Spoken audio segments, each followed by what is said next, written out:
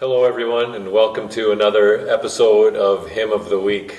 My name is Kerry, Dyck, and I'm here with Harry Heidebrecht.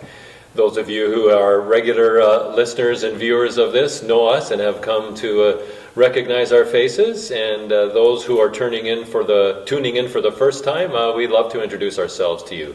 And this week we get to introduce new musicians who will be debuting on Hymn of the Week for the first time, and I'll let Pastor Harry tell you about them and our hymn choice of this week. But it's my delight now to take us to the passage of the week that will tie in to our song for the morning. Our passage is from 1 Thessalonians chapter 4, verses 13 to 18, a passage that has been a comfort and an encouragement to many people over the years, and it will speak for itself. Here we are. Brothers and sisters, we do not want you to be uninformed about those who sleep in death, so that you do not grieve like the rest of mankind, who have no hope. For we believe that Jesus died and rose again, and so we believe that God will bring with Jesus those who have fallen asleep in him. According to the Lord's word, we tell you that we who are still alive, who are left until the coming of the Lord, will certainly not precede those who have fallen asleep. For the Lord himself will come down from heaven with a loud command, with the voice of the archangel, and with the trumpet call of God. And the dead in Christ will rise first. After that, we who are still alive and are left will be caught up together with them in the clouds to meet the Lord in the air. And so we will be with the Lord forever.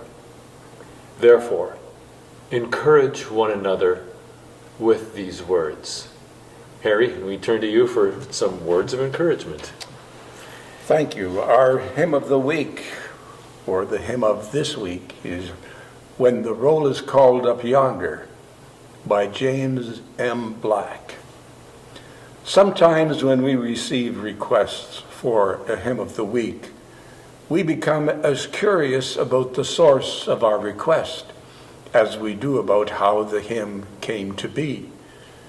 Both are important parts of the bigger story. James Black, the author and composer of our hymn of the week, lived from 1856 to 1938. By training, he was a music teacher and was also an active layman in his church, the Methodist Episcopal Church in Williamsport, Indiana. He served as a song leader, Sunday school teacher, and youth worker in his church. One day, on his way to teach Sunday school, he met a poorly dressed 14-year-old girl in an alley on his way. As he was accustomed to doing, he invited her to his class, and she began attending. He learned that her father was an alcoholic and that they lived in extreme poverty. When his class would gather, he would commonly have a roll call. When he called a name, they were expected to respond with a Bible verse indicating that they were present. On this particular Sunday, when he called the name of the girl, there was no response. He casually commented, "How sad it would be if when our name was read from the Lamb's Book of Life, we would not be there to hear it." That afternoon, James Black visited the girl's home and discovered that she was severely ill with pneumonia. This was before the days of antibiotics, which meant she would almost certainly die. He returned heartbroken and in tears. When he looked for a song to console himself and others in his class, he could find none. His wife's response was, "If you can't find one, write one." He immediately set to work, and by evening had written both the words and the music of our hymn of the week, "When the roll is called up yonder, I'll be there."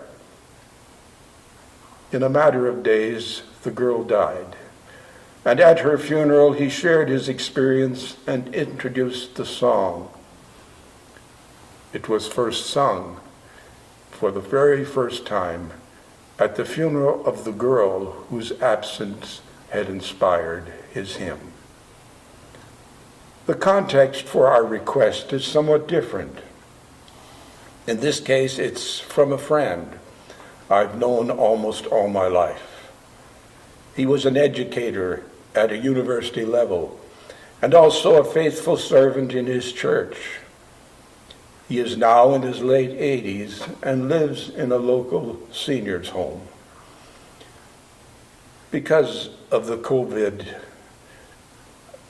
pandemic and the restrictions that go with it, one of the most common complaints I've heard is that of loneliness.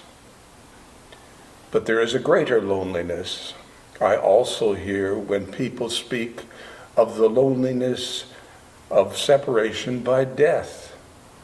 My friend was the oldest of 5 children in his parents' family. Now he is the only one remaining.